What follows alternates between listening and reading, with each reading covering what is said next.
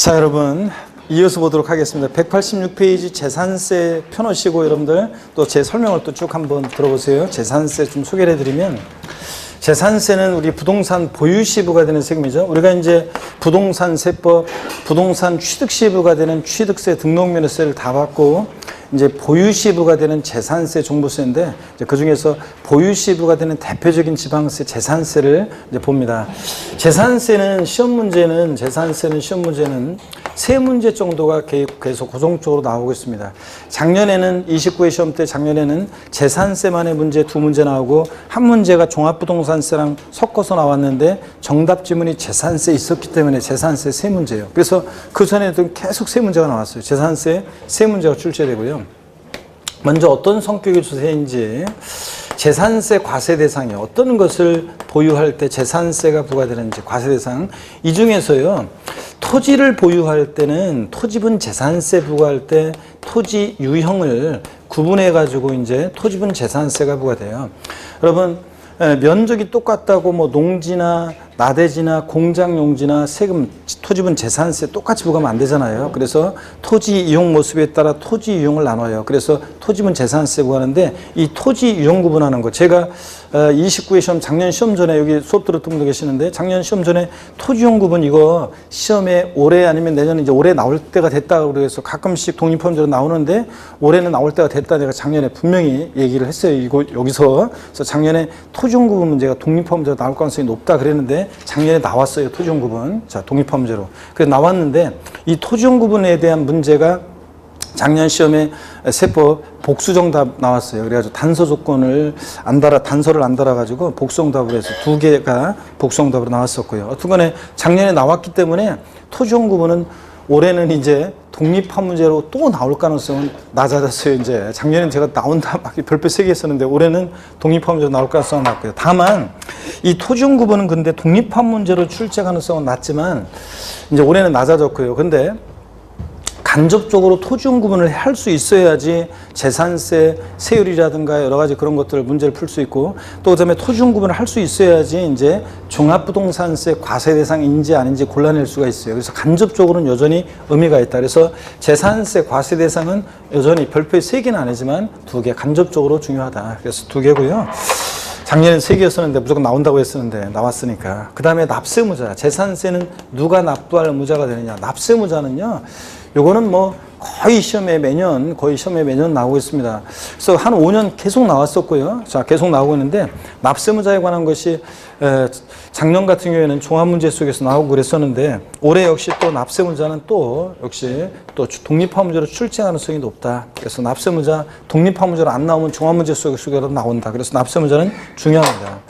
재산세요. 세금 계산해야 되잖아요. 그래서 과세 표준 어떻게 결정되고 몇 프로 세율이 정되느냐, 이거는 다른 세금도 다 중요하다고 그랬잖아요. 취득세, 등록면허세, 재산세 다 중요합니다. 그래서 다른 세금도 세금 계산 어떻게 할 것이냐, 과세 표준, 재산세 어떻게 결정되고 몇 프로 세율이 정되느냐는 역시 또 중요합니다. 그래서 독립화 문제로 나올 수도 있고요, 또 묶어서 한 문제로 나올 수도 있고 따로따로 나올 수도 있고 중요합니다. 재산세 세금 계산했으면 내야 될 거 아니에요. 납세지를 어디로 할지, 납세지. 그 다음에 또 납세 절차, 재산세는 보통 징수합니다. 고지서를 통해서. 그럴 때 어떻게 징수가 되는지, 이거는 역시 또 납세 절차 작년에 나왔지만 시험에 나왔지만 올해도 또 뭐 납세 절차는 독립화 문제든 종합 문제든 또 나올 수 있습니다. 그래서 중요하고요. 어떤 경우에 재산세 비과세 되느냐. 재작년에는 재산세 비과세가 독립화 문제로 나왔는데 이거는 뭐 종합 문제 속에서 지문 한 줄 나올 수 있습니다. 자, 그래서 이런 것들을 테마로 해서 재산세 3문제 출제가 예상되고, 또 재산세는 3문제 나올 때 한 문제는 주로 종합 문제로 주요 내용들을 골고루 섞어서 한 문제 이렇게 물어보기도 합니다. 그래서 재산세 이런 것들을 테마로 우리 공부를 합니다. 자, 교재를 보시면요, 여러분 재산세 186페이지 제1절 개요 의의를 봅니다. 재산세는 과세 기준일 현재요, 법률에 열거된 과세 대상을 보유하는 자에게 물건 소재지 관할하는, 주소지 아닙니다. 그 물건 소재지 관할하는 시장군수구청장, 특별자치도 특별자치 시에서 납세 고지서를 발부하는 보통징수 방법으로 징수하는 그런 지방세입니다. 다만 특별시의 구의 경우에는 특별시세 및 구세이다 그랬는데 어떤 얘기냐면 서울 재산세 과세 주체가 누구냐 그러면 시군구 이렇게 얘기하시면 돼요. 시장군수구청장. 근데 다만 서울특별시 같은 특별시에서는 서울은 여러 구가 있는데 그 구마다 지방 재정 자립도가 천차만별이잖아요. 예?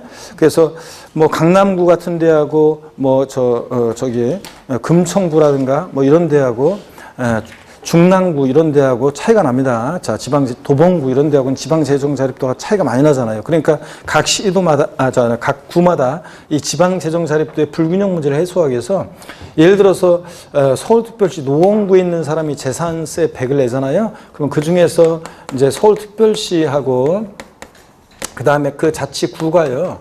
이렇게 나눠서 이렇게 가져갑니다. 그래가지고 서울특별시가 자기 수입으로 하는 게 아니라 요거 여러 구에 골고루 배분해 줍니다. 자, 그래서 지방재정 불균형 문제를 해소하기 위해서 서울특별시 같은 특별시만 특별히 이렇게 특별시세와 구세로 나눠집니다. 참고적으로 알아두시면 돼요. 하여튼 누가 여러분한테 재산세 과세 주체 누구냐 그러면 시군구 이렇게 얘기하시면 되고요.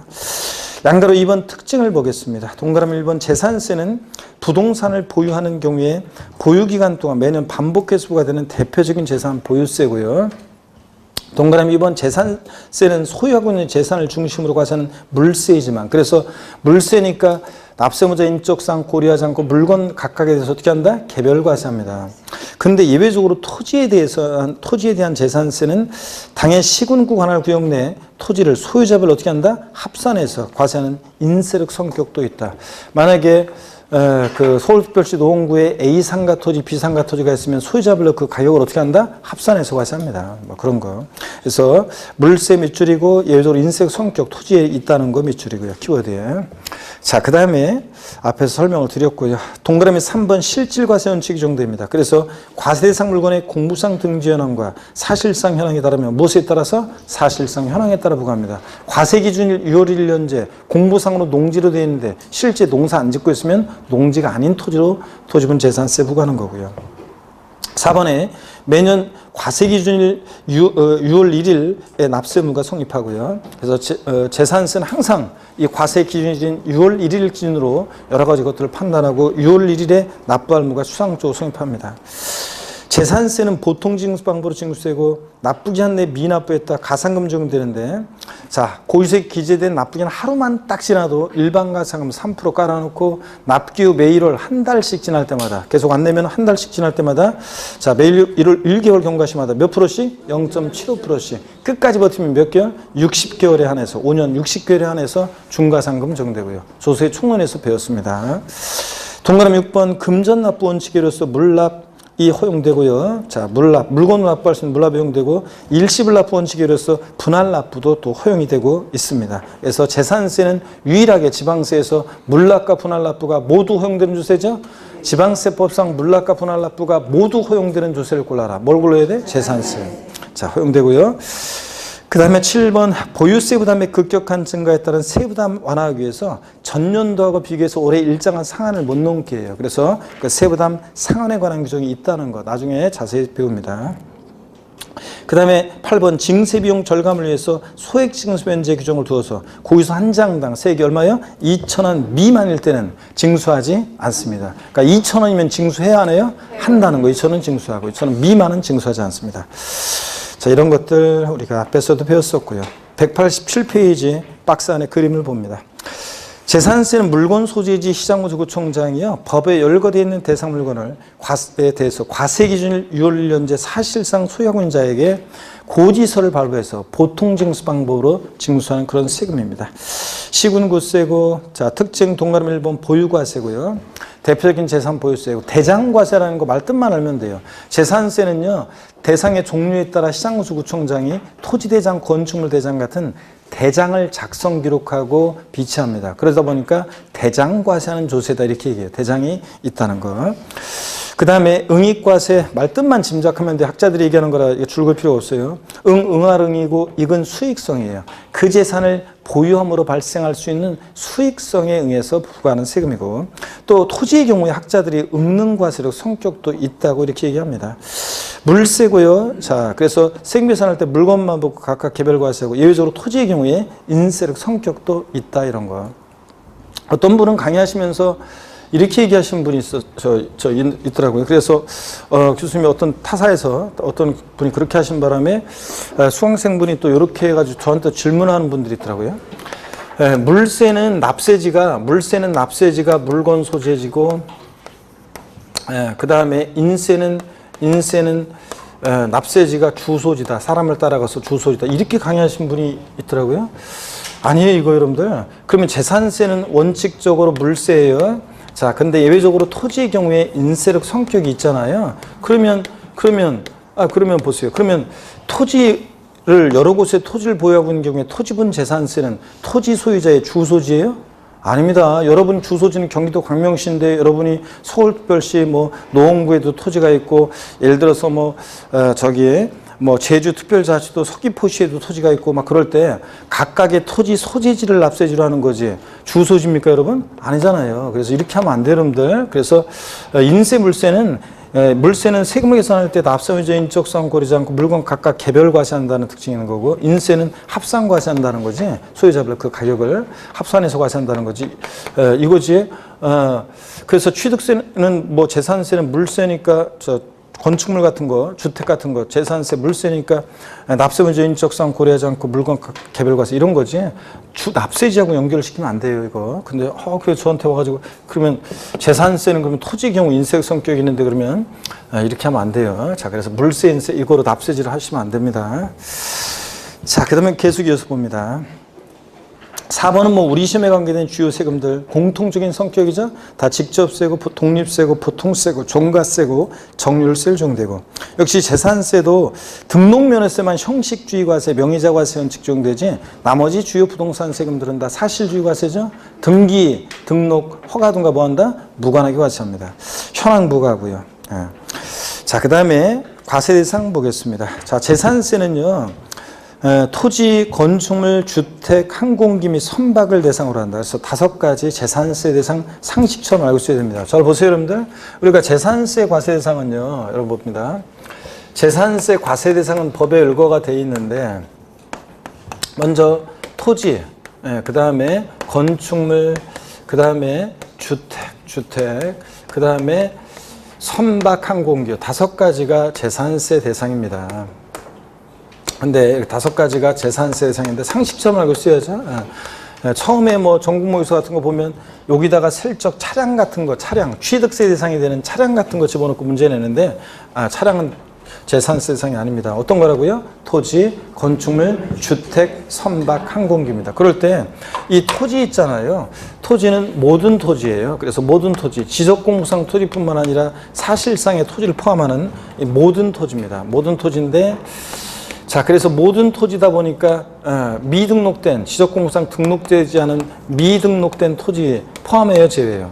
포함합니다. 미등록된 토지를 포함하는 모든 토지입니다. 실질과세 원칙상 등록과도 무관하게 과세하잖아요. 또 이 토지분 재산세 대상이 되는 토지에서 주택의 부속 토지는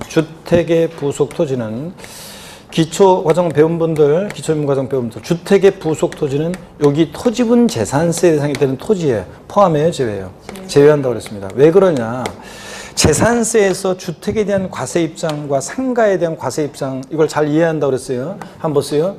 주택, 그러면 우리가 주택이라는 것은 주거용 세대원들이 장기간 독립된 주거 생활을 영위할 수 있도록 구조로 건축된 주거용 건축물과 부속 토지를 우리가 이제 주택이라고 합니다. 주거용 건축물과 부속 토지. 그럴 때 이 주택에 대해서는 공시가격, 시가순액을 평가할 때도 주택은 항상 건물과 토지 가격을 하나로 통합해서 평가합니다. 공시가에 평가할 때 통합해서 평가한 거고. 우리가 그래서 개별 주택 가격이나 공동 주택 가격, 그 시가 순액에는 저 토지 가격도 포함된 거예요. 단독 주택 같으면 주택뿐만 아니라 일정 면적까지 주택 부속 토지 가격 하나로 평가한 가액이 우리가 개별 주택 가격이고, 그 다음에 아파트 같은 것은 여러분들 아파트 건물뿐만 아니라 대지권 있잖아요. 그 가격도 포함한 게 여러분들 그 공시 가격입니다. 공동주택 가격. 그래서 주택은 항상 건물과 일정 면적까지 토지 가격을 하나로 통합해서 가격을 공시가를 평가하고, 과세할 때도 통합 과세합니다. 그래서 주택분 재산세 대상으로 이렇게 통합해서 과세합니다. 그러니까 여러분 보세요. 그러니까 주택의 부속 토지는 토지분 재산세 대상이 되는 토지에서 제외해요. 어디서 과세하니까? 주택분 재산세, 주택의 부속 토지는 어디서 과세하니까? 주택분 재산세 대상으로 과세하니까 주택의 부속 토지는 토지분 재산세 대상이 되는 토지에서 제외되고요. 그 다음에 여기 봅니다. 상가에 대한 과세 입장을 봅니다. 상가는 여러분 보세요. 상가는 과세 입장이에요. 상가는 건물과 토지가 있잖아요. 그러면 상가는 공시 가격을 평가할 때도 상가는 건물은 건물 가격을 따로 개별 평가하고요. 개별 평가하고, 그 다음에 또 상가 토지는 토지 가격을 또 따로 개별 평가해요. 과세할 때도 여러분 상가는 건물만 따로 개별 과세합니다. 개별 과세하는데, 자, 상가는 건물에 대해서는 건축물분 재산세 대상으로 따로 과세하고요. 상가 토지는 토지분 재산세 대상으로 따로 이렇게 과세합니다. 그래서 여러분 보세요. 다 비교해 보니까 주택은 건물과 토지를 항상 어떻게 한다? 하나로 평가하고 하나로 과세하고, 상가는 건물과 토지 따로따로 공시가에 평가하고 따로따로 과세한다. 아시겠습니까 여러분? 이 개념이 항상 머릿속에 있어야 돼요. 그래야지 응용된 내용들을 이해할 수 있게 됩니다. 자, 그리고 여기 보세요. 건축물 있잖아요. 건축물 그러면 재산세 대상이 되는 건축물은 범위가 있잖아요. 이 범위가 취득세와 원칙적으로 동일해요. 그래서 우리가 알고 있는 건축법상의 건축물, 즉 건물뿐만 아니라 시설물도 포함되어 있습니다. 시설물. 골프 연습장, 레저 시설 나왔다. 골프 연습장 나왔다. 뭘 떠올리라고 항상? 레저 시설. 골프 연습장 같은 이런 시설물도 자, 재산세 대상이 됩니다. 취득세 대상도 되지만 재산세 대상도 되고. 자, 무허가 건축물 포함해요, 제외해요? 실질과세원칙상 당연히 등기등록 허가등과 무관하게 과세하니까 무허가 건축물도 당연히 대상이 됩니다. 자, 주택 그러면 주거용 건축물과요, 부속 토지를 말하고요. 재산세 대상이 되는 주택에는요, 별장이라는 거, 상시 주거용에 사용하지 않는 사치성 재산인 별장도 고율의 세율을 적용한다는 것 뿐이지 주택분 재산세 대상에 포함해서 과세합니다, 여러분. 자, 이런 것들. 선박 항공기는 그냥 무리를 떠다니는 배면 다 대상이 되고, 항공기 사람이 탑승해서 항공에 사용하는 거면 다 원칙적으로 대상이 된다. 제목만 아시면 됩니다. 자, 다시요. 재산세 대상 어떤 거라고요? 토지, 건축물, 주택, 선박, 항공기 5가지입니다. 자, 그럼 교재 보겠습니다, 여러분들. 187페이지 과세사항. 재산세는 토지, 건축물, 주택, 항공비, 선박을 대상으로 한다. 이 경우 재산세상 물건이 공부상 등재 현황과 사실상 현황이 다르며 무엇에 따라서? 사실상 현황에 따라 부과한다. 실질과세원칙상 당연한 얘기죠. 형광펜으로 줄 긋지 말고 이해하고 지나가야지. 이런 것까지 줄 긋으면 어떻게 여러분들. 양가로 1번 토지입니다. 토지란 공간 정보의 구축 및 관리에 관한 법률에 따라 지적 공부의 등록 대상이 되는 토지와 그 밖에 사용되고 있는 사실상의 토지도 포함한다고 그랬죠. 준공인가 전에 매립관 척하고, 준공인가 전에 공유수면을 매립관 척한 다음에 준공인가 전에 사실상을 사용하는 토지도 포함하고요. 다만 여기 빗줄이요. 주택의 부속 토지는 어떻게 한다? 제외한다. 어디서 과세하니까 얘는 주택분 재산세 대상이니까 토지분 재산세 대상에서 제외합니다. 보충 내용 보니까 모든 토지란 공간 정보의 구축 및 관리란 법률 규정에 의해서 작성 등록되는 토지대장상의 토지뿐만 아니라 토지대장에 지목 등이 등재되어 있지 않은, 자, 미줄입니다. 미등록된 토지도 어떻게 한다? 포함하고요. 건축물입니다. 건축물이란 재산세상이 되는 건축물은 건축법 규정에 따른 건축물과 토지에 정착하거나 지하 또는 다른 구조물에 설치하는 레저 시설 나왔다. 돼지꼬리 땡야에서 뭐라고 써놔요? 골프 연습장 나왔다. 레저 시설, 이런 시설물 등 그 밖에 뭐 저장, 도크, 저반, 도관, 에너지 공급 시설 같은 이런 시설물 및 그 밖에 이와 유사한 시설물을 말한다. 공부상의 용도에 관계없이 사실상 용도에 따라 과세하고 공부상에 등재되어 있지 않은 미출입니다. 건축물이나 건축법상 허가받지 않은 건축물에 대해서도 이렇게 한다? 과세한다. 무건축물도 대상이 된다. 무건물은 어떻게 알고 재산세 무관하여? 이런 건 우리 공부하는 수험생이 걱정할 필요 없다고 그랬죠, 여러분들? 대상이냐 아니냐만 알면 되는 거고 무건축물 포함이고 다만 주거용 건축물은 주택분 재산세 대상이므로 건축물분 재산세 대상에서 어떻게 한다? 제외한다 매출이요. 넘어갑니다. 그래서 188페이지 보충에 건축물 등의 범위가 쭉 나오는데요. 자, 여러분들이 읽어보는 거고요. 취득세에서 하고 요건 같습니다. 읽어보시는 거고 양가로 3번에 주택 보겠습니다. 의여 주택이란 주택법 중에 따른 주택을 말한다. 이 경우 토지와 건축물 범위에서 주택은 제외한다. 즉 주택은 건축물이나 토지 대상에서 제외하여 별도의 대상이 된다. 그렇잖아요. 토지, 건축물, 주택 이렇게 따로. 니은번 주택분 재산세는 주거용 건축물과 그 부속들을 통합하여 주택분 재산세를 과세한다는 것. 말씀드렸죠 여러분? 항상 잊지 마시고 이거. 디귿번 주택의 부속들이 경계가 명백하지 않다. 그럼 바닥 면적의 살짝 미출이 몇 배요? 10배까지 부속토지로 봅니다. 10배까지는 주택분 재산세 대상으로 10배를 넘는 부분의 토지는 일반 토지분 재산세 대상으로 과세한다는 얘기입니다. 보충에 주택의 용어가 나오는데 읽어보시는 거고 189페이지입니다. 동그라미 리을번입니다. 다가구 주택이요. 다가구 주택은 주택법상 여러분 단독주택이잖아요. 그죠? 주택법상. 다가구 주택은 1가구가 독립하여 구분 사용할 수 있도록 분리된 부분을 1구의 주택으로 본다. 밑줄 쫙입니다. 그래서 다가구 주택은요. 여러 가구가 거주하고 있잖아요. 그거 일단 재산세에서는요. 이거 주택법상은 단독주택이지만 재산세에서는 공동주택과의 과세형평을 위해서 매 한 가구 한 가구마다 독립하여 구비된 부분을 1구의 주택으로 봅니다. 1구의 주택으로 봐가지고 여러 가지 것들을 판단해요. 물론 재산세는 주인 한 사람한테 나오겠지만 뭘 판단할 때 여러 가지 것들을 판단할 때 매 한 가구 한 가구마다를 독립한 1구의 주택으로 봐서 뭘 판단해요. 판단할 때. 이 경우 부속토지는 건물 면적 비율에 따라 각각 나눈 면적을 1구의 부속토지로 보고요. 하여튼 리을번 다가구주택 주택법상 단독주택인데 지방세에서 재산세에서는 공동주택과의 과세형평을 위해서 매 한 가구 한 가구마다를 독립한 1구의 주택으로 봅니다. 보지 않는다고 바꾸겠죠? 바꾸면? 예. 그 다음에 겸용주택입니다. 주거와 주거 이외 용도로 겸용되는 겸용주택이요.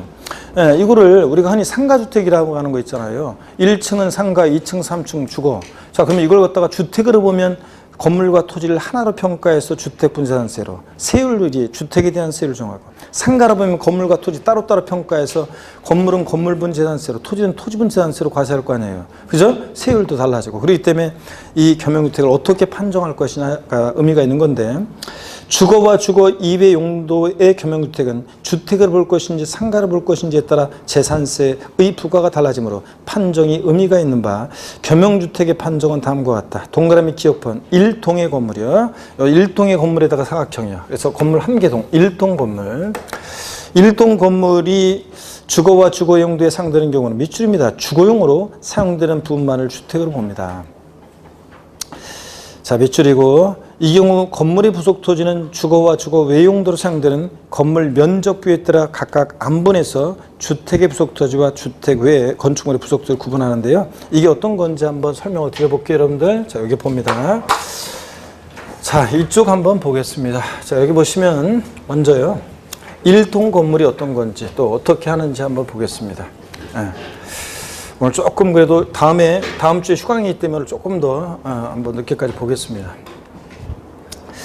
왜 한숨을 쉬고 다음 주 설명절인데 이번 설명절은 가족들과 함께 친지와 함께 정겹고 흥겨운 시간들 보내시고요. 많고 공부 이번 설명절까지 공부 생각하면서 괜히 이렇게 어디 가실 때 책 들고 가고 그러지 마시고 그러진 않겠지만 편하게 즐기다 오시고요. 근데 여러분 추석 때는 진짜로 여러분들 이제 그때는 추석 때는 명절 없어요. 이제 여러분들 추석 때는 공부해야 되기 때문에 그래서 요번에 가셔가지고 주부 수강생 여러분들은 다른 동서보다 저는 하나를 더 붙여 전투적으로 더 붙이고 더 열심히 일해. 그런 다음에 추석 때는 좀 봐달라고 하세요. 추석 때는 좀 그때는 좀 열애를 시켜줘가지고 여러분들 공부해야 되니까 그때는 이번에 열심히 해야 되고 그 명절 때 어떤 사람이 있잖아요. 제가 명절 때마다 꼭 해주는 얘기가 있는데 명절 때 어떤 주부가 있잖아요. 명절 증후군에 시달렸어요. 왜냐? 자기 신랑이 있잖아요. 시댁 가가지고 자기 신랑이 자기 하나도 안 도와주고 신랑은 맨날 그냥 소파에 누워있기만 하고 하늘 안 도와 자기만 굉장히 힘들었어요. 그래가지고 얄미워가지고 집에 돌아올 때 사골 있죠? 사골 왕창 사갖고 와가지고 한 통 끓여놓고 있잖아요. 쪽지 하나 남겨놓고 친구들하고 놀러가 버렸어요. 뭐라고 쪽지에다 남겨놨냐면 이렇게요. 까불지 마라. 딱 이렇게 써놓고 갔어요. 그랬더니 그 신랑이 나중에 뒤늦게 발견해가지고 전화해가지고 자 무슨 소리냐 그랬더니 자 부인이 나오는 동안에 가스 조심하고 불 조심하고 지퍼 함부로 내리지 말고 마누라 재밌게 들고 있으니까 귀찮게 하지 말고 거기 있는 라면이나 끓여 먹어 이렇게 얘기합니다. 자 사골 라면 있죠? 그랬더니 부인이 돌아올 때 돼가지고 있죠? 남편도 집을 나가버립니다. 그 아래다가 뭐라고 써놓고 갔냐면 남편도 여기다 쪽지 하나 남겨놓고 갔는데 웃기지 마라 이렇게 써놓고요. 웃기지 마라 이렇게 써놓고 갔는데 부인이 무슨 얘기냐고 하니까 네가 없으니까 웃음이 저절로 났고 기분 대따시 좋았고 지퍼는 내 거니까 내 마음대로 내리고 올렸고 마누라 생각 하나도 안 났고 라면은 너나 끓여 먹어 이씨 이렇게 얘기하죠 여러분들. 명절 때 써먹으세요 여러분들. 까불지 마라 웃기지 말합니다. 자 여기 다 지우고 한번 보겠습니다. 겸용주택 소개해드린다고 그랬죠? 겸용주택 까불지 마라 웃기지 마라 하니까 적는 분들은 여기를 보세요 여러분들.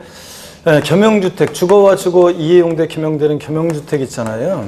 겸용주택 먼저 1동 건물 1동의 건물이요. 아이고 자 보세요. 1동의 건물 한 개 동이 1동 건물이 겸용주택일 때 자 그리고 독립하여 구입된 이제 1구 건물이 겸용주택일 때가 나오는데 일단 한번 1동 건물이 겸용주택일 때 보세요.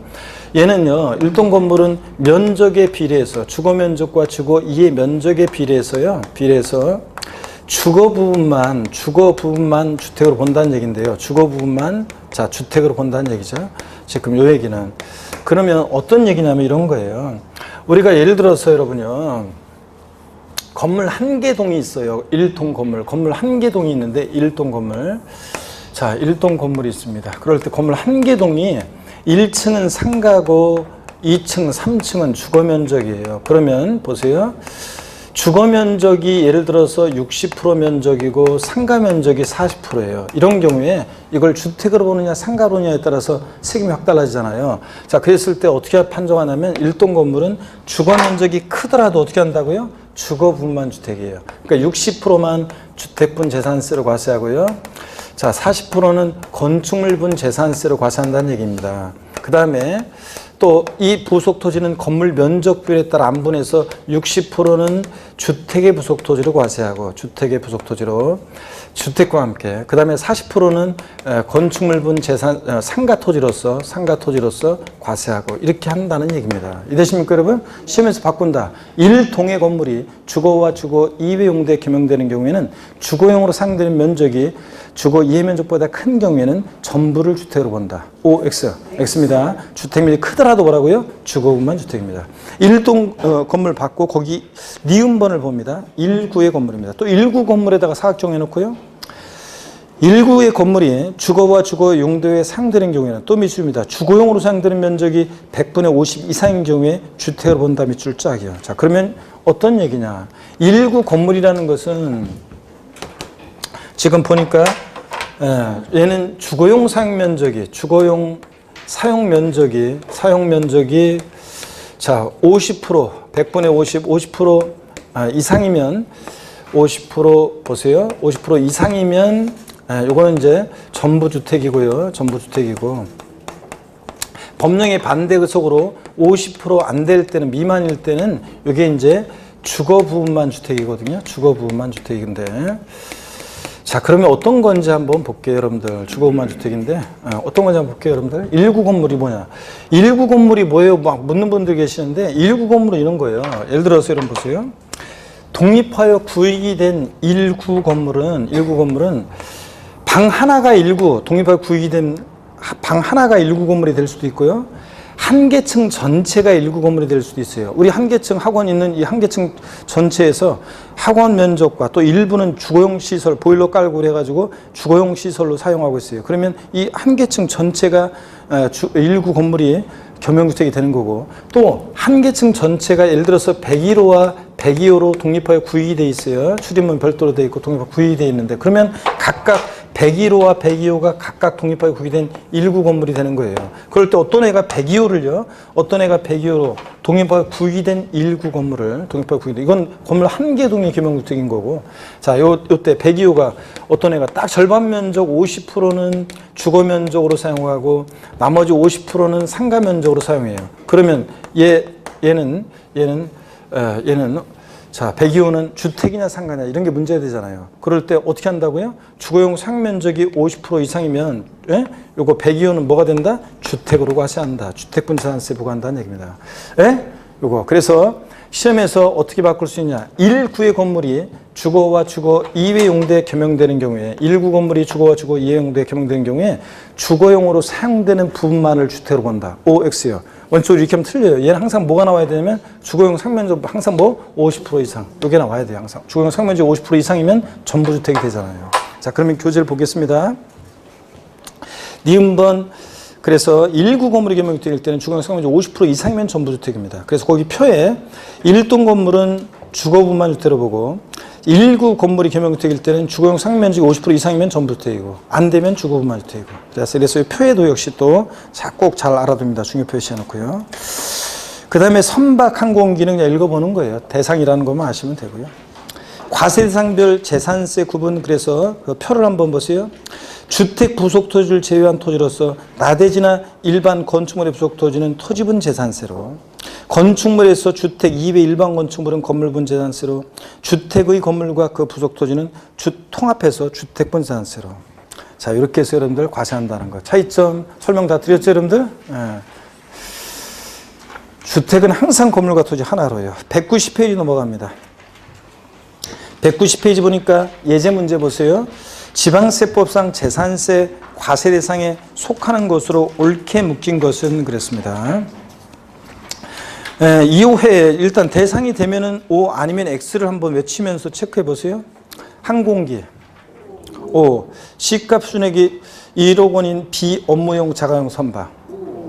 여러분, 고급 선박이 아니잖아요. 그런데 재산세에서 선박은 이게 고급 선박이든 지방세에서 배운 취득세에서 배운 고급 선박이든 아닌 선박이든 선박은 무조건 대상이 됩니다.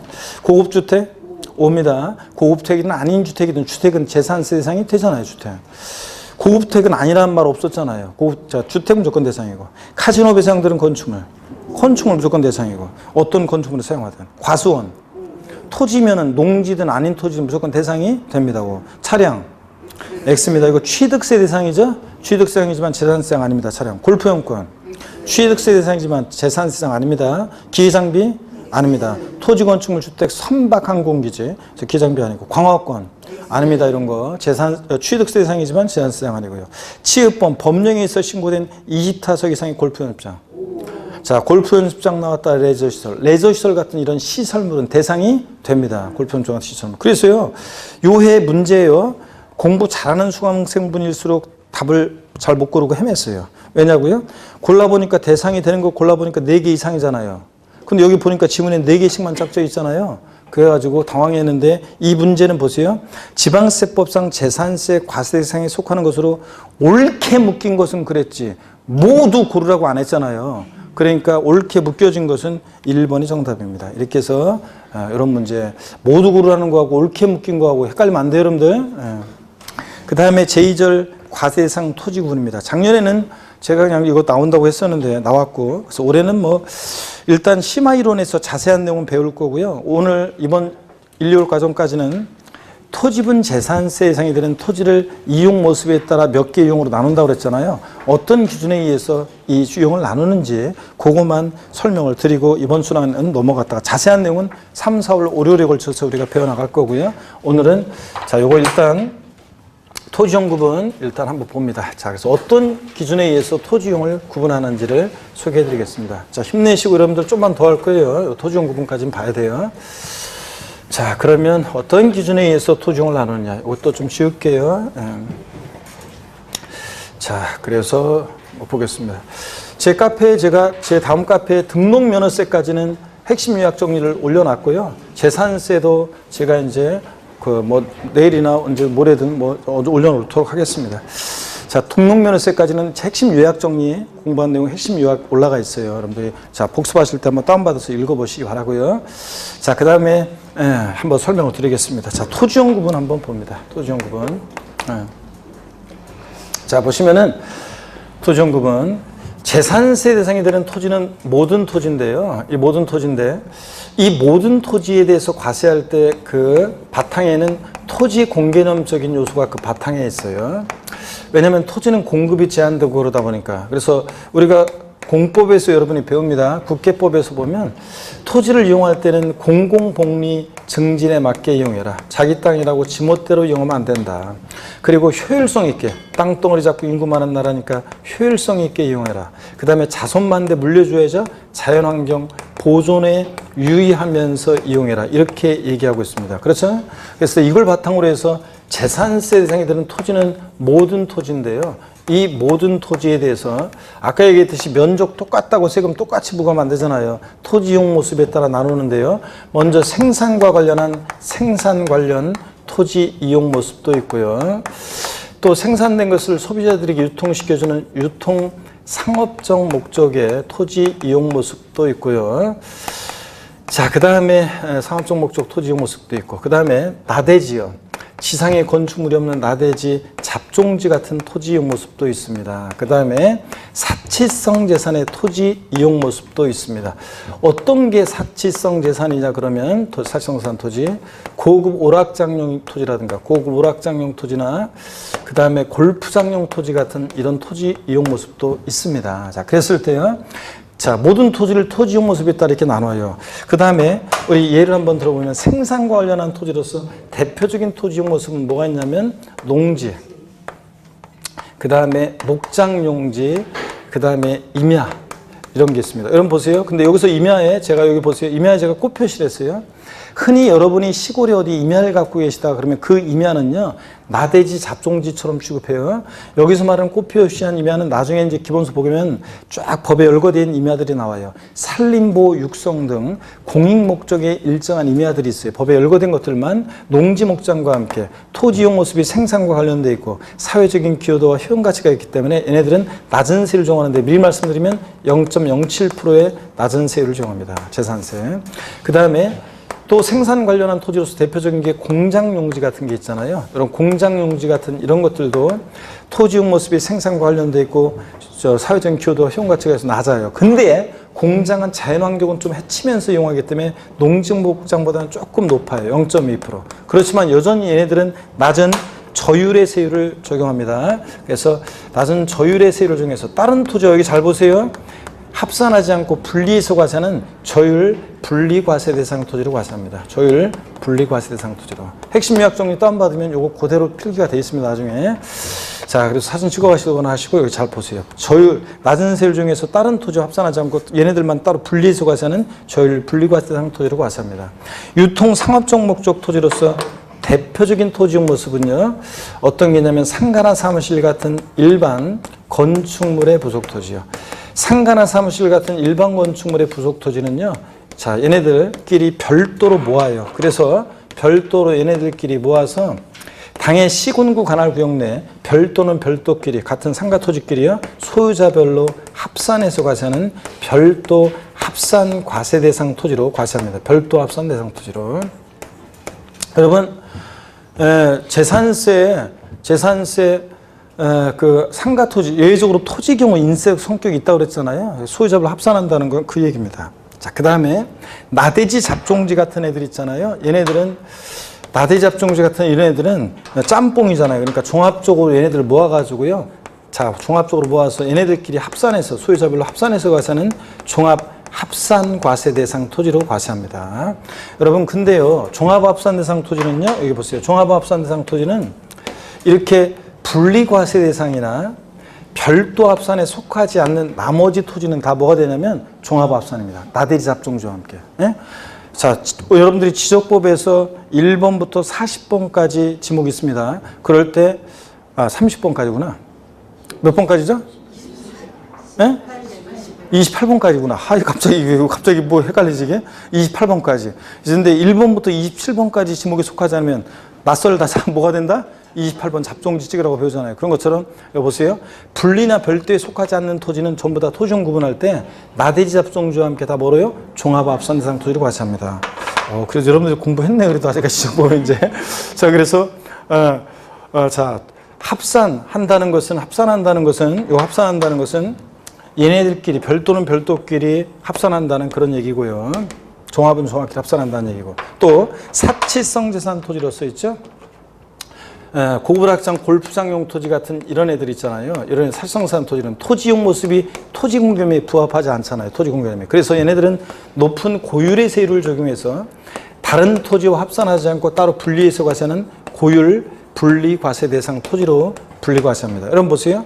분리대상 토지는 그러니까 분리과세 대상 토지는 자 뭐하뭐로요? 이렇게 고율분리 또는 저율분리로 저율 또는 고율로 이렇게 분리과세하고 있습니다. 저율 또는 고율로. 그러면 자 보세요. 재산세 행위되는 모든 토지를 이용 모습에 따라 이렇게 나눈 거예요. 그래서 생산 관련 토지로서 자 어떤 거? 농지, 목장, 예외적인 임야, 공장 용지는 어느 형의 토지로? 저율분리 대상 토지로. 자, 그 다음에 상가나 사무실 같은 일반 건축물의 부속 토지는 뭐로? 별도 합산 대상 토지로. 자, 그 다음에 나대지 잡종지라든가 분리나 별도에 속하지 않는 토지는 다 뭐로요? 종합 합산 대상 토지로. 그 다음에 사치성 재산 토지로서 고불확장 골프장 토지는 뭐로? 고율 분리 대상 토지로 이렇게 분리과세합니다. 이게 머릿속에 딱 기본적으로 있어야 돼요. 자, 그럴 때 시험에서는 다음 중 분리 대상 토지인 것은, 다음 중 종합 합산 대상 토지인 것은, 작년 같은 경우도 다음 중 뭐 종합 합산 대상 토지인 것은, 인 것은 아닌 것은 이런 식으로 문제가 나오거든요. 그래서 토지용을 구분해야 되는데 이게 전부면 얼마나 좋겠어요. 예외가 이제 엄청나게 많단 말이죠. 이제 공부할 건데 그건 나중에 3, 4월, 5, 6월에 걸쳐 공부할 거고 오늘은 여러분들이 어떤 기준에 의해서 토지용을 나누는지 이렇게 나눈다는 거. 크게는 분리, 별도, 종합합산 대상 토지로. 또 분리 대상 토지는 뭐하므로 저율 분리와 고율 분리로 나눈다는 거. 이런 가장 기본적인 모습만 아시고요. 세율은요. 세율은 분리보다는 별도 합산 대상 토지 세율이 높고요. 별도보다는 종합합산 대상 토지 세율이 높고요. 종합보다는 고율 분리 대상 토지 세율이 높아요. 고율 그러면 몇 프로 고율이냐? 4%예요. 1,000분의 4% 고율입니다. 토지 중에서 세율이 제일 높은 것은 토지 중에서는 뭐예요? 4% 고율불상 토지 어떤 거? 고불확장 골프장 토지가 사실상산 토지가 세율이 제일 높아요. 4%로. 그 다음으로 높은 것은 종합. 그 다음으로 높은 것은 대개 별도. 그 다음으로 제일 낮은 것은 저율분리입니다. 자, 시험에 최근에 몇 년 전에 나왔던 것이 다음 중 재산세 표준세율이 가장 낮은 것은 그런데요. 재산세에서 세율이 표준세율이 제일 낮은 것은 어떤 겁니까? 이 0.07%, 007%, 0.07% 농지, 목장, 임야 이게 제일 낮아요. 그래서 그때 시험에서 과세표준 금액이 뭐 5억 원인 뭐 저 종합합산 토지 과세표준 금액이 얼마인 별도 합산 토지 막 나왔는데 과세표준 금액이 5억일 때는 종합합산 토지 세율이 어떻게 이렇게 따지는 게 아니라 그냥 이렇게 자 고율 분리보다는 종합이 낮고 종합보다는 별도가 낮고 제일 낮은 것은 분리 대상인데 그때 지문에 공장 용지도 있었고 목장 용지도 있었어요. 그럼 뭐가 제일 낮은 거예요? 당연히 목장이 제일 낮은 거예요. 그냥 농지, 목장, 예외적 임야의 0.07%, 공장은 몇 프로? 0.1%. 맨날 하는 거 이제 나중에 외우게 될 건데 자 이런 거기 때문에 이렇게 해서 구분합니다. 교재 보겠습니다. 190페이지 보시니까요. 제2절 과세상 토지 구분에서 의미 토지 구분 의입니다. 토지에 대한 재산세 과세 대상은 종합합산 대상, 별도 합산 대상 및 분리 대상으로 구분한다. 그렇죠? 이는 토지 성격에 따라 세율을 다르게 정하기 위한 것이다. 그래서 그 표에 보니까 과세 대상별 토지 구분 및 종합부동산세 과세가 쭉 나오는데 이건 아직까지는 여러분들이 종부세하고 다 하면서 나중에 이제 정리하시면 돼요. 하여튼 과세 방법만 보면 분리과세 대상 토지는 개별 토지별로 분리과세하는데 근데 종합과 별도 합산 대상 토지는 소유자별 기준으로 시군구별 어떻게 한다? 합산과세하고. 그죠? 여러분들이 경기도 광명시에 여러분이 A상가 토지도 있고 B상가 토지도 있다. 그럼 그 가격을 어떻게 합니까? 합산해서 토지분 재산세가 계산됩니다.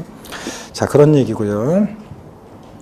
그 다음에 191페이지부터 이어지는 쭉 요 얘기 있잖아요. 우리가 이제 192 뭐 해서 쫙 나오는 이 자세한 얘기들 있잖아요. 요거는 우리가 이제 차차 앞으로 배워나갑니다. 여러분들 3, 4월, 5, 6월에 걸쳐 지금은 아직 볼 거 아니에요. 넘어갑니다. 쭉 넘어가서 어디로 가시냐면 207페이지로 갑니다. 207페이지. 제3절 납세무자입니다. 이 납세무자 제가 중요하다고 그랬어요? 안 중요하다고 그랬어요? 중요하다고 그랬습니다, 여러분들. 재산세 납세무자는 중요합니다. 그래서 여러분들 잘 보셔야 되는데, 그래서 재산세 납세무자는 뭐 시험에 이게 이제 나옵니다. 그래서 잘 보셔야 되는데, 자, 진도를 조금 오늘 조금 늦었지만 다음 주가 설 명절이기 때문에 납세무자 조금 더 요거를 보고 갈게요, 여러분들. 납세무자 조금 더 보고 갈게요. 보고 가겠습니다. 자, 그러면 먼저요. 207페이지 자 펴놓고 고개 한번 드시고 여러분들 207페이지 한번 봅니다. 제3절 납세무자입니다. 자, 보시면 원칙적인 납세무자. 하여튼 그 틈에 또 뭘 물어보는 거 봐. 인적사항을. 자, 아이고, 하여튼. 자, 봅니다. 207페이지 봅니다. 제3절 납세무자인데요. 자, 거기 기출문제 표시를 보세요, 여러분들. 계속 나왔죠, 여러분들? 자, 그래서 29회 시험만 안 나왔는데 역시 또 중요하다는 거 말씀을 드립니다. 자, 보시면은 원칙적인 납세무자입니다. 일반적으로 재산세 납세무자는 사실상 소유자인데요. 재산세 과세 기준일 6월 1일 현재요. 밑줄입니다. 재산을 사실상 소유하는 자가 재산세 납부 할무가 있어요. 그래서 재산세는 과세 기준일 현재입니다. 그러니까 납기 개시일 현재 이름 틀려요. 항상 재산세는 언질 기준으로 뭘 판단한다고 그랬어요? 과세 기준일 기준으로. 재산을 사실상 소유하는 자가 재산세 납부 할무가 있다. 근데 시험에서는 재산세 납세무자는 원칙적으로 과세 기준일 현재 재산세 과세 대장상의 소유자이다. OX예요. X입니다. 원칙보다 사실상 소유하는 자입니다. 밑줄이고요. 양가로 2번 공유재산의 경우 지분권자인데 여러분 공유다 그러면 공유자들 상호간에 지분이 있고요. 민법을 배워요. 공유물 그러면 항상 공유는 뭐예요? 지분이 있다. 공유자들 상호간에 지분이 있고 그럴 때 공유재산의 경우는 밑줄입니다. 그 지분에 해당하는 부분 가로 안에 지분의 표시가 없으면 지분이 균등한 것으로 봐서 지분권자를 납세무자로 본다. 밑줄 짝입니다. 시험에서 공유재산의 경우 재산세 납세무자는 공유자 중에서 지분이 가장 큰 자로 한다. 땡이에요. 자, 절 보세요. 어떤 재산이 있는데 갑지분 60%, 을지분 40%다. 그러면 어느 공유재산이 있는데 어느 공유재산이 자 예를 들어서 갑지분 60%, 을지분 40%인 공유재산이 있다. 재산세 납세무자는 공유자 중에서 지분이 가장 큰 자로 한다. X입니다. 지분권자 각자입니다. 갑은 60% 지분, 을은 40% 지분에 있어요. 공유재산은 지분권자 각자가 납세무자입니다. 자, 지분의 표시가 없다. 지분의 표시가 없으면 그럴 때는 지분의 표시가 없을 때는 어떻게 하고 균등한 것으로 봐서 지분의 표시가 없으면 지분이 균등한 것으로 봐서 각상 납세 의무자로 합니다. 지분권자. 근데 시험에서는 지분의 표시가 없는 경우에는 공유자 중에서 지방자치단체장이 지정하는 사람으로 한다. X입니다, 여러분들. 자, 그래서 공유재산은 누가 납세의무자? 지분권자 각자입니다. 지분이 큰 작든. 양가로 3번입니다. 주택의 건물과 부속토지 소유자가 다른 경우요. 주택의 건물과 부속토지 소유자가 다를 경우에 그 주택에 대한 산출세액을 건축물과 부속토지 시가 순액 비율로 안분 계산한 부분에 대해서 누굴 납세의무자로 보냐? 소유자를 납세의무자로 한다. 밑줄을 쫙 이고 포인트는 시가 순액 비율인데 거기다가 여러분이 시가 순액 비율 있잖아요. 거기다가 여러분이 보세요. 시가 순액 비율을 거기다가 여러분이 돼지꼬리 땡냐에서 면적 비율 X예요. 면적 비율 X입니다. 시가 순액 비율이지 면적 비율 X입니다. 이거 어떤 얘기냐면 여러분 보세요. 자, 여기를 봅니다. 주택이 있어요. 주택이 있는데 주택의 건물과 토지 소유자가 달라요. 주택의 건물 소유자는 갑이고 토지 소유자는 을이에요. 그러면 주택에 대해서 건물과 토지 하나로 해서 통합평가해가지고 재산세 세액을 계산해요. 그러면 요 나온 세액에 대해서 누가 납세의무자가 될 것이냐? 주택의 건물과 토지 요거요. 면적 비율이 아니라 뭐 시가 순액 비율로 나눠서 시가 순액 비율이 6대 4다. 비율이 그러면 요 나온 세액에 대해서 60%는 토지 소유자가 을이에요. 40%는 누가? 갑이 납세의무자가 된다는 얘기입니다. 만약에 100만 원이다 세액이 그러면 60만 원은 을이 토지 소유자 을이 40만 원은 자 건축물 주택 소유자 갑이 납세의무자가 된다 이런 얘기입니다. 이해되십니까 여러분? 주택의 건물과 토지 소유자가 다르다. 자 누가 납세의무자가 되느냐? 건물과 토지 면적 비율 아니고 뭐 시가 순액 비율로 나눠서 그 소유자를 각각 납세의무자로 합니다. 여러분 이런 얘기예요. 자 밑줄이었고 그 다음에 양가로 4번 신탁재산의 경우 수탁자인데요. 신탁법에 따라 수탁자 명의로 등기 등록된 신탁재산의 경우 위탁자별 구분된 재산의 경우 누가 납세의무자냐? 수탁자입니다. 수탁자. 바꿔놓으면 뻔히 뭐로 바꿔놨겠어요? 위탁자로 바꿔서 두 번 나왔겠죠? 예, 두 번 나왔습니다. 위탁자 아니고 누구다? 수탁자. 이 경우 위탁자별로 구분된 재산에 대한 납세의무자는 각각 다른 납세의무자로 본다. 무슨 얘기냐면요. 각각 다른 납세의무자로 본다는 얘기는 이런 얘기예요. 여기 보세요, 여러분들. 각각 다른 납세의무자로 본다. 이런 얘기예요. 여기 보세요. 예. 자, 갑이라는 사람이 있고 을이 있어요. 신탁법에 의한 신탁재산을 믿고 맡기는 사람 위탁자 안 듣고요. 위탁자고, 자, 수탁자 병이 있어요. 수탁자 병이 있는데, 자, 수탁자입니다. 그런데 갑이라는 사람은 A 토지를 신탁하고 A 다시 토지도 신탁했어요. 을은 B 토지를 신탁했어요. 그러면 위탁자별로 구분된 신탁재산에 대해서 누가 납세의무자냐?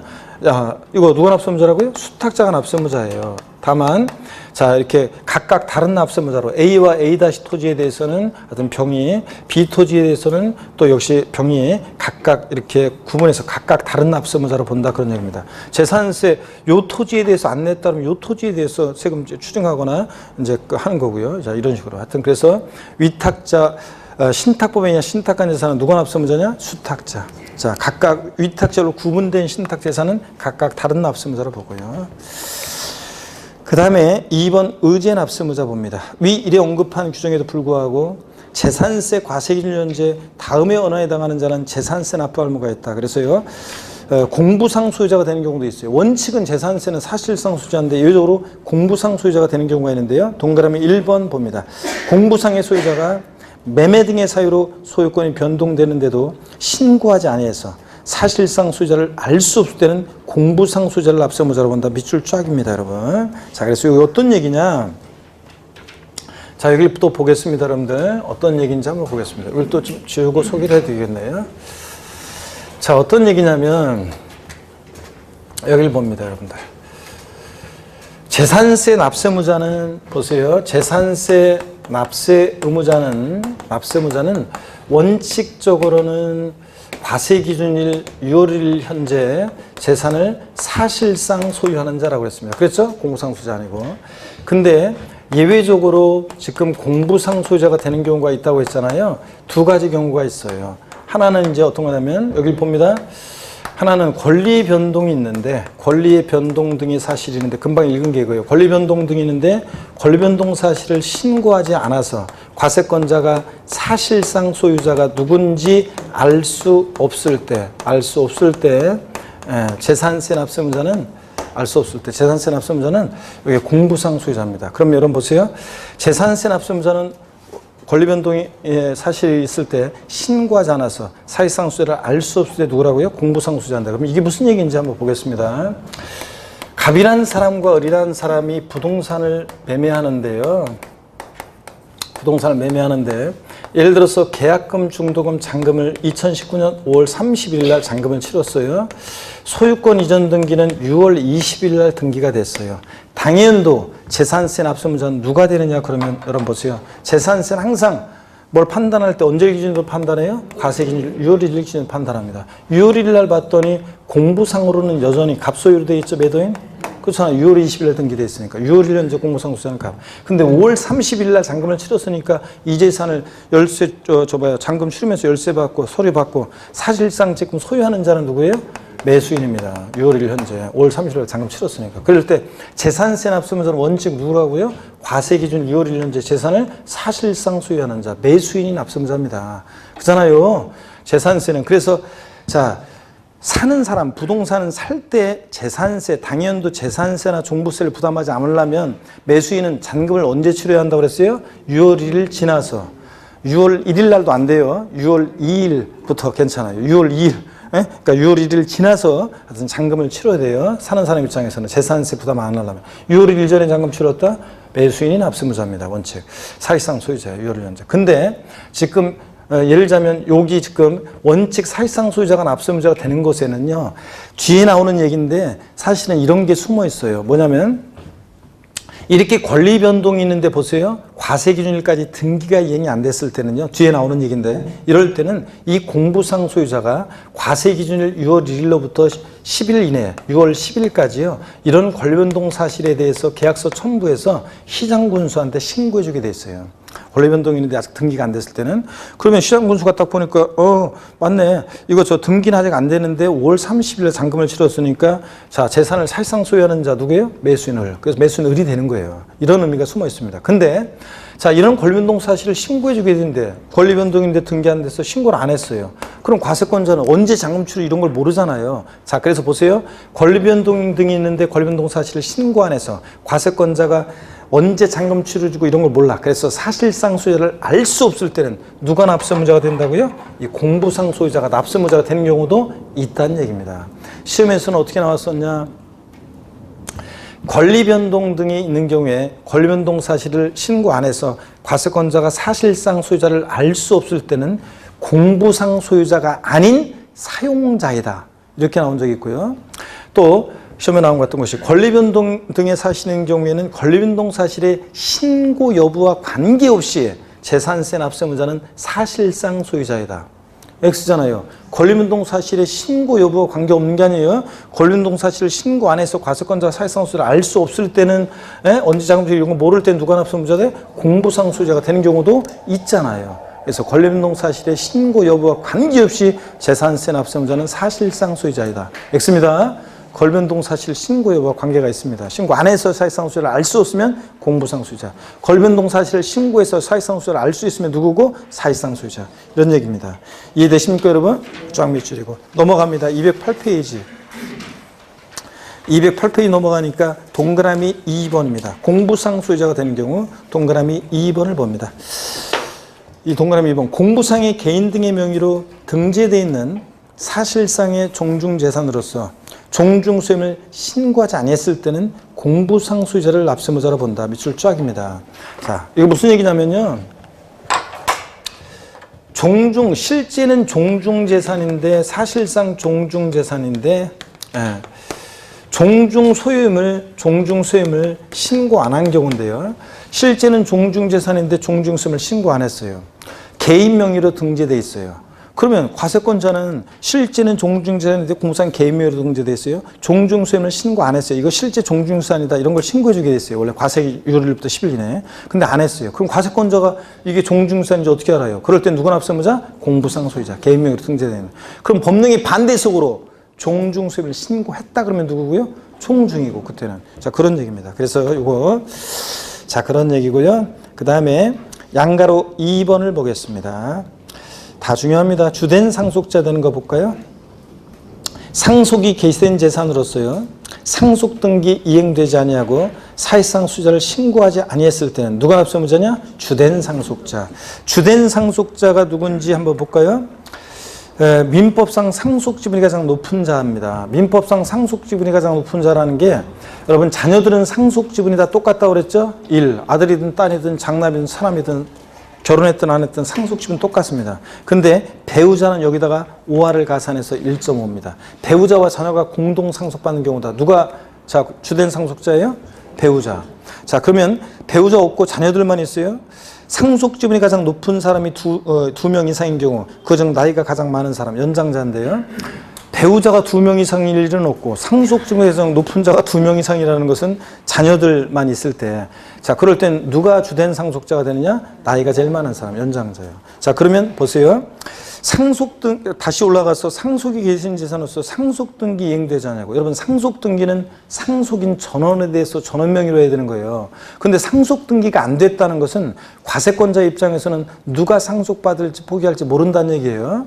자, 그리고 누가 그 재산을 사실상 소유하고 있는지라도 신고해 줘야 되는데 그것도 안 했어요. 그러면 할 수 없이 과세권자는 이분이 사망신고에서 돌아가셨다는 건 알거든요. 이 재산의 소유자가. 그러면 누구한테 재산세 부과하느냐. 자, 상속 누가 받을지 포기할지 모르고 누가 사실상 소유하고 있는지도 신고 안 했으니까 그럴 때 그냥 상속 순위를 보고서 형식적으로 판단한다는 얘기입니다. 그래서 누가 납세무자? 주된 상속자. 근데 시험에서는 어떻게 나왔냐. 상속이 계신 재산으로서 상속등기 이행되지 않았고 사실상 소유자 신고되지 아니한 경우에는 상속인이 공동상속인이 재산세에 납부함을 진다.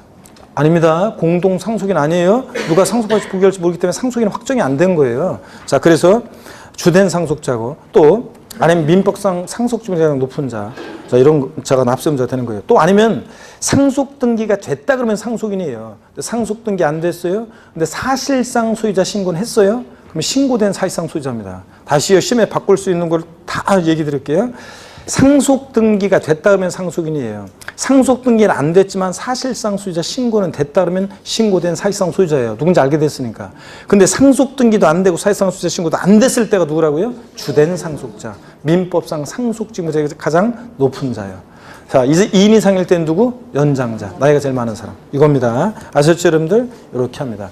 시간이 많이 돼가지고 일단 오늘 납세의무자 요까지 하겠습니다. 그래서 가장 일단 기본적인 납세의무자를 배웠고요. 그 다음에 이제 기본적인 건 배웠고 오늘 저 납세의무자까지는 보려고 했는데 뭐 조금 그렇고요. 뭐 시간이 많이 돼가지고 더 질질 해봤자 뭐 다음에 우리가 많이 빡세게 명절 세고 와가지고 빡세게 나가기로 하고요. 절 봅니다, 여러분들.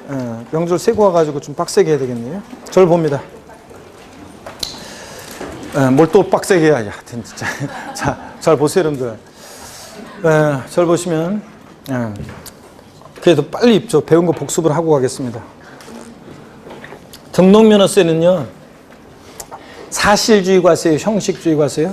형식주의 과세입니다. 등록면허세는 등기등록이라는 형식 갖출 때 그 명의자에게 부과하는 세금입니다.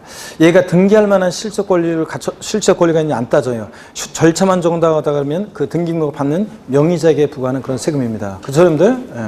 그 다음에 다른 세금과 다른 특징이고요.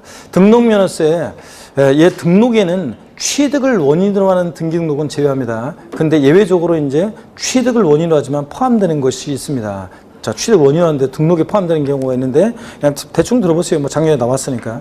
광어권, 어업권 취득에 따른 등록이라든가 또 외국인 소유의 취득세상 물건의 연부 취득에 따른 등기 등록이라든가 취득세는 면세점이 적용되거나 취득세 부과 제척기간에 만료했어요.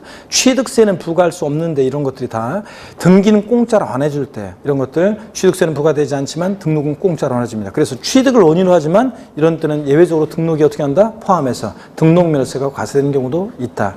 그 다음에 등록면허세 납세의무자는 누가 되느냐? 재산권 기타 권리의 설정, 변경, 소멸에 관한 사항을 공부에 등기등록할 때 등록을 하는 자인데 등록을 하는 자라는 것은 외관상의 권리자를 말해요? 사실상의 권리자를 말해요? 외관상의 권리자를 말하는 거지 사실상 권리자일 것을 요하지 않는다. 헷갈리면 안 되고 그 다음에 등록면허세예요. 등록면허세. 자, 그래서 계약의 무효 취소의 원인이 있어요. 그래서 이미 그 등기가 됐는데 그 등록면허세 자 등기가 말소되는 경우에 이미 납부한 등록면허세 돌려줘요, 안 돌려줘요? 안 돌려줍니다. 영향을 미치지 않습니다. 그런데 등기가 없을 때는 이미 납부한 등록면허세 어떻게 하고 돌려주고 이런 거. 밥 먹으면 안 돌려줍니다. 밥 안 먹었어요? 돌려받고 나와야죠. 자, 그 다음에 등록면허세 과세 표준은 취득세랑 등록면허세 납세의무자에서 이런 거예요. 무슨 설정 등기할 때 등록면허세 납세의무자 누구다? 권자. 저당권 설정 등기 등록면허세 납세의무자는 저당권자. 임차권 설정 등기 임차권자. 지역권 설정 등기 지역권자. 하여튼 설정 등기는 권자고 말소 등기는 그 등기 설정자가 납세의무자가 됩니다.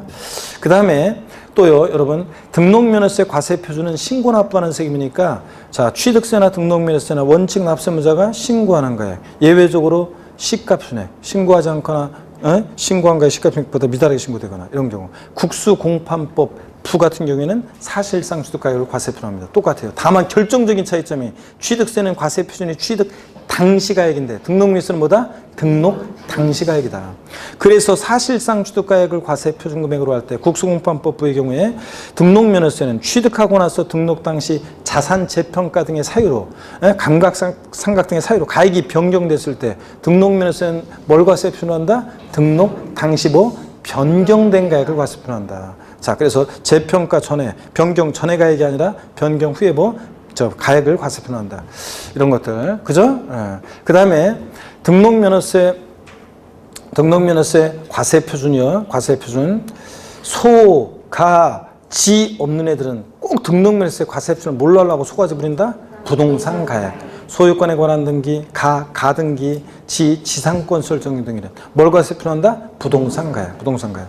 물론 가등기는 부동산가액 또는 뭐 채권 금액이 과세 표준이 되는 경우도 있고, 그 다음에 저당권 설정 등기, 경매 신청 등기, 가압류, 가처분 등기는, 자, 가등기는 뭘 과세 표현한다? 채권 금액. 돈 빌려주고 못 받을까봐 못 받을 때 하는 것들이잖아요. 돈 빌려 못 받을까봐 저당권 설정하고 안 되면 경매 신청하고 가압류, 가처분 같은 거 하니까 이런 것들. 그 다음에 임차권 설정 등기는 뭘 과세 표현한다? 월 임대차 금액이지. 임차 보증금 아니고. 지역권 설정 등기는 요역지 가액이에요, 승역지 가액이에요. 요역지 가액을 과세 표현한다. 승역지 아니고 이런 것들. 소유권에 관한 등기, 소유권 보존 등기 등록면세 세율은, 자, 부동산 가액에다가 세율은 보 8, 1,000분의 8, 보 8, 0.8%고. 자, 그 다음에 유상으로 인한 소유권 연등기 등록면세 세율은 유십, 20, 1,000분의 20, 2%입니다. 유십, 20. 상속으로 인한 소유권 연등기 등록면세 세율은 상삼, 8, 1,000분의 8. 자, 무상으로 인한 소유권 연등기 등록면세 세율은 무독립 8, 1호, 1.5%, 1,000분의 15. 무독립 8, 1호. 상삼, 8. 그 다음에 유십, 20, 보 8 이겁니다. 소유권에 관한 등기는 과세 표준 부동산 가액인데 소유권 이해 권리들은 세율은 다 똑같습니다. 0.2%, 1,000분의 1호요. 각종의 말소 등기나 변경 등기는 뭘 과세 표준을 해? 건당. 세율은 얼마? 6,000원 적용됩니다. 등록면허세는 세액이 6,000원 미만이면 무조건 얼마 납부한다? 6,000원 납부하게 합니다. 6,000원 미만인 경우 등록면허세를 징수하지 아니한다. O, X, X입니다. 6,000원 미만이면 무조건 6,000원 받고. 등록면허세 세금 계산했으면 내야 되는데 납세지를 어디로 하냐? 부동산 등기는 부동산 소재지지, 주소지가 아닙니다. 등록면허세 같은 등록에 관계되는 재산이 2개 이상의 지자체에 걸쳐 있다. 소재지별 안분해서 각각 납세지로 한다. X입니다. 취득세는 소재별 안분인데 등록면세는 등록관청 소재지. 한 곳에 몰빵입니다. 등록관청 소재지. 납세지 불분명할 때 취득세는 취득 물건 소재지. 이런 건 자꾸 들으면 돼요. 이제 수십 번 들을 거니까. 납세지 불분명할 때 취득세는 취득 물건 소재지인데 등록면세는 등록관청 소재지. 납세지 불분명할 때 등록관청 소재지. 이런 거예요. 등록면허세 신고 납부하는데 원칙적으로 부동산 등기 시 등록면세는 부동산 취득일로부터 60일 내 신고 납부합니다. 아닙니다. 등록면세는 원칙 기간 나면 안 돼요. 등록하기 전까지입니다. 그 다음에 등록면허세 있잖아요. 등록면허세 상속을 원인으로 등기했을 때는 언제까지 신고 납부합니까? 언제부터 언제까지요? 좌우지간 등록면허세는 상속이나 증여를 포함해서 등록하기 전까지입니다. 상속 증여 포함. 취득세는 헷갈리면 안 돼요. 그 다음에 등록 후 중과 대상이 되거나 등록 후 과세 추징 대상이 됐어요. 그럴 때는 이런 경우만 등록물세는 예외적 기간이 나오는데 추가 신고 납부기간. 이때는 자, 그 중과 대상이 된 날 사유 발생일부터 언제까지요? 60일 이내, 30일 아니고 올해 바뀌었죠. 60일 이내. 이미 납부한 세금 공제 줄 때 가산세 포함한 금액, 제외한 금액을 보통 징수에 신고 납부에 신고 납부합니다. 등록면허세는 사실 이런 게 있어요. 신고의제. 이게 결론적인 건데 등록면허세를 법정 신고기한 내 신고하지 아니한 경우에도 등록하기 전까지 납부를 하면 신고기한 내 신고하고 납부한 것으로 봅니다. 그래서 이 경우 무신고 과소신고 가산세는 적용한다 안 한다? 안 합니다. 신고한 것으로 보니까 이런 거. 등록면허세 부가세목은 원칙 지방교육세 부과돼요. 감면받은 게 있을 때는 지방교육세도 부과되고 모두 농특세도 부과됩니다. 이런 것들 됐고요. 재산세, 자, 보유시에 부과되는 대표적인 재산세는 과세 기준이 있고 과세 기준을 기준으로 뭐든지 판단합니다. 보통 징수하고 자세한 얘기는 나중에 또 보고. 재산세 과세 대상은 어떤 거냐? 토지, 건축물, 주택, 선박, 항공기입니다. 토지, 모든 토지인데 미등록된 토지 포함합니다. 토지분 재산세 대상이 되는 토지에 주택, 부속 토지는 포함해요, 제외해요? 제외한다고 그랬습니다. 주택, 부속 토지는 주택에서 건물과 함께로 과세하니까 토지분 재산세 대상인 토지에서 제외하고요. 모든 토지고. 그 다음에 건축물에, 자, 골프 연습장 같은 시설물, 레저시설 같은 시설물 재산세 대상이 된다 안 된다? 됩니다. 이런 시설물 포함이고. 무건축물도 당연히 재산세 대상이 어떻게 하고? 포함하고. 주택 그러면 주거용 건축물과 부속 토지. 주택은 항상 건물과 토지를 하나로 가격 평가해서 하나로 과세합니다. 상가는 건물과 토지 공시가격 따로따로 평가하고 따로따로 과세하고 상가와 토지를. 건물은 건물분 재산세, 토지는 토지분 재산세 이렇게. 자, 그 다음에 또요 여러분 재산세 대상 자에서요 주택, 자, 다가구 주택은 주택법상 단독주택이에요. 공법에 배워요. 근데 얘는 재산세에서는 공동주택의 과세형평을 위해서 매 한 가구 한 가구마다 독립하게 구비된 부분을 일구의 주택으로 본다 보지 않는다? 본다. 그 다음에 재산세 겸용주택 1동 건물 한 개 동이 주거와 주거 이외 용도에 겸용된다. 그러면 주거 면적이 크더라도 어떻게 한다? 주거 부분만 주택이고 1구 건물 독립하게 구비된 1구 건물이 겸용주택일 때는 항상 뭘 기억하냐? 50%. 주거용 상면적 50%를 기억해요. 수십 번 듣게 될 거고요. 앞으로 주거용 상면적이 100분의 50 이상이면 어떻게 하고? 전부 주택으로. 50% 안 되면 어떻게 하고? 주거용만 주택이고. 그래서 1구 건물은 하여튼 1구 건물은 50%, 주거용 상면적 50% 이상이면 전부 주택. 1동 건물은 주거용만 주택이고. 나중에 이제 쿵쿵따 쿵쿵따리 쿵쿵따 취득세, 재산세, 면적비례, 주거만 이렇게 외워요. 나중에 또 다 하세요. 오늘은 그냥 이 정도 이렇게 알고 가고 개념을. 그 다음에 재산세 과세상 토지용 구분이요. 다시 한번 봅니다. 모든 토지를 생산 관련 토지로서 농지, 목장, 예외적이며 공장 용지는 뭐로? 조일불상 토지로. 상가나 사무실 같은 일반 건축물의 소속 토지는 별도 합산 대상 토지로. 마대지 잡종지라든가 분리나 별도에 속하지 않는 토지는 다 뭐가 된다? 종합 합산 대상 토지로. 사치성 대상 토지로서 고급 학장 골프장 토지는 고율분리 대상 토지로 과세하고요. 재산세 납세무자는 원칙 과세 기준 유효를 재산을 사실상 소유하는 자입니다. 공부상 소유자 아니에요. 자, 그리고 재산세 공유재산의 경우는 누가 납세무자냐? 지분권자. 지분이 가장 큰 자 아니에요? 지분권자. 지분의 표시가 없으면 지분이 균등한 것으로 봐서 지분권자. 50%씩 균등한 것으로 봐서 지분권자. 자, 그 다음에 자, 주택의 건물과 토지 소유자가 다를 때는 누가 납세무자냐? 그 나온 세개에 대해서 주택의 건물과 토지 면적비율로 나눠요? 시가편익비율로 나눠요? 시가편익비율로 나눠서 그 건물과 토지 소유자를 납세무자로 합니다. 그죠 여러분들? 재산세. 그잖아요. 재산세 원칙 사실상 소유자인데 예외적으로 공부상 소유가 되는 경우가 있는데 권리변동이 있는데 권리변동 사실을 신고 안 해서 과세권자가 사실상 소유자가 누군지 알 수 없을 때 누가 납세무자? 공부상 소유자. 이런 거. 종중재산인데 사실상 종중재산인데 종중세금을 신고 안 했어요. 그럼 누가 납세무자? 공부상 소유자. 실제는 종중재산인데 공부상 개인 명의로 등재되어 있고 종중세금을 신고 안 하면 공부상 소유자. 종중세금을 신고하면 누구고? 종중이고 이런 거예요. 자, 이 정도 오늘 뭐 주된 상속자 금방 봤고요. 자, 이 정도 합니다. 여러분 하여튼 설명절 잘 보내시고요. 정겹게 흥겨운 시간 보내시다가 2주 후에 씩씩한 모습으로 다시 뵙도록 하겠습니다. 고맙습니다. 수고하셨습니다.